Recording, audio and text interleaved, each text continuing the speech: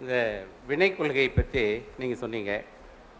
ஆனால் எங்கள் சைவ சமயத்தில் சொல்லக்கூடிய கருத்து என்னென்னாக்க, நம்ம நல்லது செஞ்சாலும் அதை அனுபவிக்கிறது பிறந்து தான் ஆகணும், தீமை செஞ்சாலும் அதை அனுபவித்து பிறந்து தான் ஆகணும். அதனால் நாம் இந்த உலகத்தில் எல்லாருக்கும் நல்லதே செய்கிறோம், யாருக்குமே தீமையே செய்யலை. அப்போது அடுத்த பிறவில் நம்ம பிறந்து தான் ஆகணும். அப்போ அந்த வினைக்கு பேர் வந்து பார்த்திங்கனாக்க சஞ்சித வினை என்று பெயர். அதை நம்ம அனுபவிக்கும் பொழுது புதுசாக சில வினைகள்லாம் செய்யலாம், அதுக்கு பேர் ஆகாமியம் என்று பெயர். அந்த அனுபவிக்கின்ற வினைக்கு பேர் பிராரத்தம்னு பேர். அதனால் நல்லது செஞ்சாலும் அனுபவிக்கணும், கெட்டது செஞ்சாலும் அனுபவிக்கணும். அதனால் நம்ம இறைவனை நாம் என்ன வேண்டும் என்றால், இறைவா நீ எனக்கு பிறவாத ஒரு வரத்தை கொடு, அப்படி நாம் பிறந்து விட்டால் உன்னை மறவாத வடத்தை கொடு. நீங்கள் இந்த பிறவியில் எவ்வளவு நன்மை செஞ்சாலும் அடுத்த பிறவியில் நீங்கள் பிறந்து அதை அனுபவிக்கத்தான் வேண்டும். அப்படி அனுபவிக்கின்ற காலத்தில் உங்களை அறியாமல் தீமை செய்வீங்க. இதனால் பல பிறப்புகள் உண்டு. அதனால் உங்களை இஸ்லாம் இந்த பிறப்பை பற்றி என்ன செய்தி சொல்கின்றது? கேள்வி கேட்குறீங்களா? கேள்வியா? இந்த பிறப்பை பற்றி இஸ்லாத்தை பொறுத்தவரையில் ஒரே ஒரு பிறப்பு தாங்க. பிறப்பதும் ஒரு முறை, இறப்பதும் ஒரு முறை. இறப்புக்கு பிறகு இன்னொரு பிறவி எடுக்கிறான் என்ற கருத்தை இஸ்லாம் ஏற்றுக்கொள்ளவில்லை.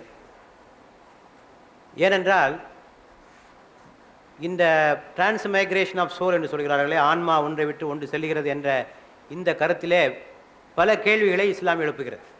உதாரணத்திற்கு, இந்த பிறவியிலே செய்த பாவத்திற்கு அடுத்த பிறவியிலே ஒருவன் அனுபவிக்கிறான் என்று சொல்லுகிறோம்.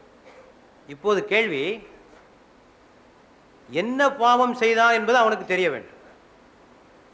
போன பிறவியிலே நான் இன்னென்ன பாவங்களை எல்லாம் செய்தேன், அதன் காரணமாக நான் இந்த துன்பங்களை எல்லாம் அனுபவிக்கிறேன் என்பது அவனுக்கு சொல்லப்பட வேண்டும்.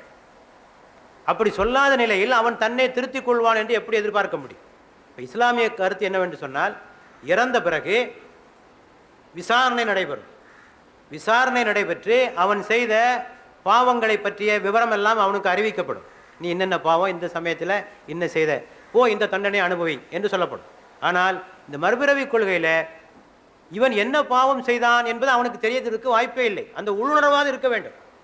அந்த உள்ளுணர்வோடு பிறந்த போன பாவத்தில் இதெல்லாம் செஞ்சுருக்கேன், அதனால் இந்த பிறவியில் நான் இந்த விலங்கு வடிவத்தை எடுத்திருக்கிறேன், அல்லது நான் இந்த மோசமானவனாக பிறந்திருக்கிறேன், நான் எனக்கு ஏழ்மை இதனால் தான் கிடைத்தது என்பது இருந்தால் அவன் தன்னை திருத்திக் கொள்வதற்கு வாய்ப்பு இருக்கிறது. அந்த உணர்வே இல்லாத போது அது தண்டனையாக ஆகுமா என்ற ஒரு கேள்வி எழுகிறது.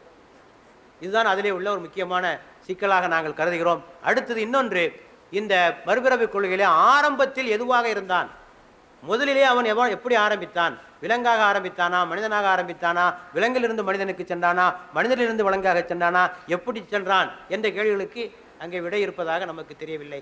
ஆகவேதான் இஸ்லாம் ஒரே ஒரு முறைதான் பிறக்கிறான், ஒரே ஒரு முறைதான் இறக்கிறான் என்ற கருத்தை அது சொல்லுகிறது.